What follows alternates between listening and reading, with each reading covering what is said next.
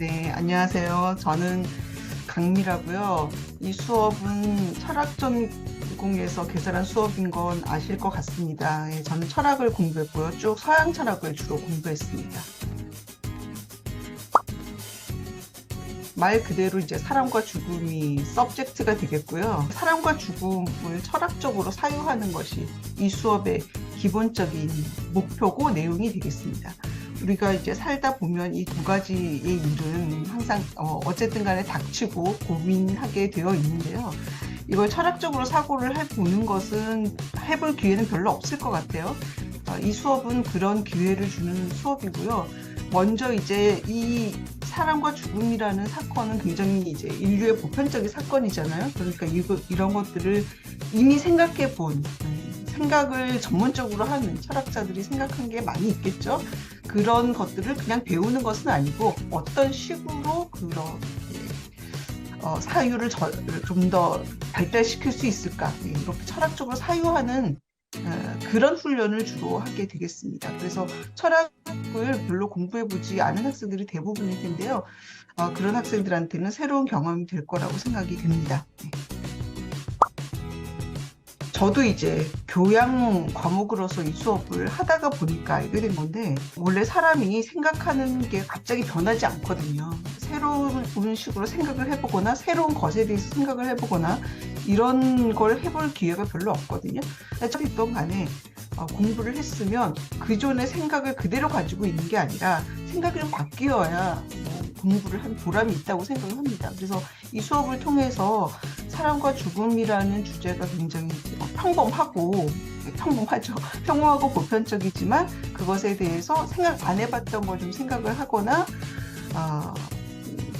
생각을 안 해본 방식으로 생각을 하거나 이런 것들을 좀 해봤으면 하는 생각이 듭니다.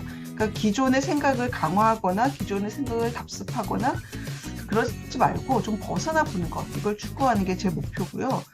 저항을 느끼게 되는 경우도 당연히 있죠. 저항을 느끼더라도 이런 식으로 생각할 수도 있구나라는 걸 알게 되는 것도 의미는 있다고 저는 생각을 합니다. 이건 별로 특별한 주제가 아닙니다. 사람과 죽음이라는 건. 그 셸리 케이건이라는 분이 쓴 죽음이란 무엇인가라는 책이 있는데요. 그 책의 뒷표지에 시한부 선고를 받은 학생이 끝까지 듣고 싶어 했던 강의, 이런 말이 써 있어요.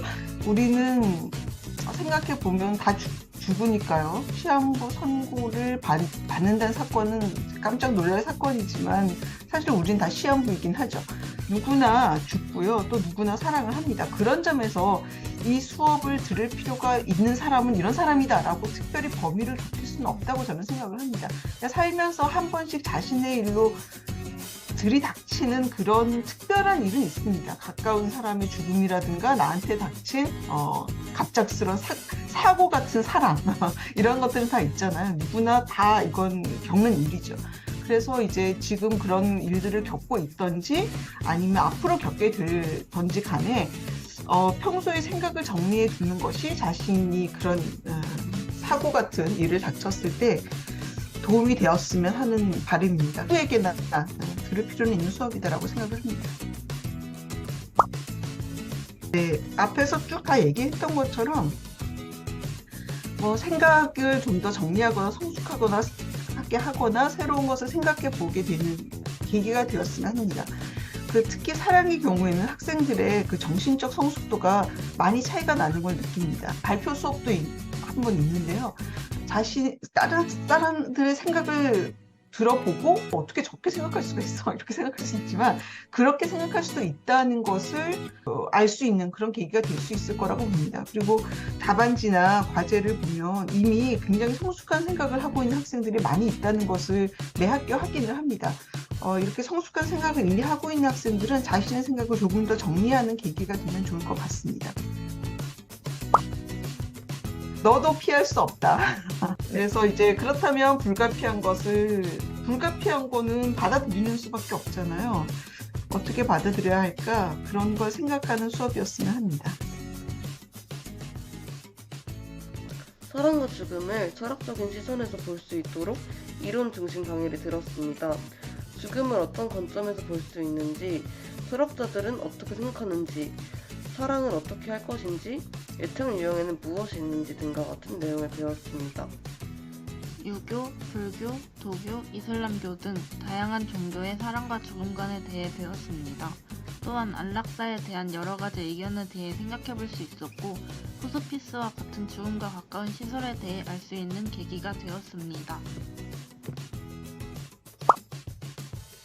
우리 삶에서 필수 불가결한 사랑과 죽음을 다양한 관점에서 바라볼 수 있는 기회가 되었던 것 같습니다.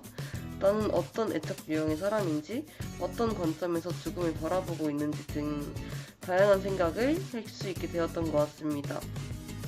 죽음이 다가올 때 사람이 느끼는 5가지 감정의 단계에 대해 배웠는데 이 부분이 특히나 인상적이었습니다.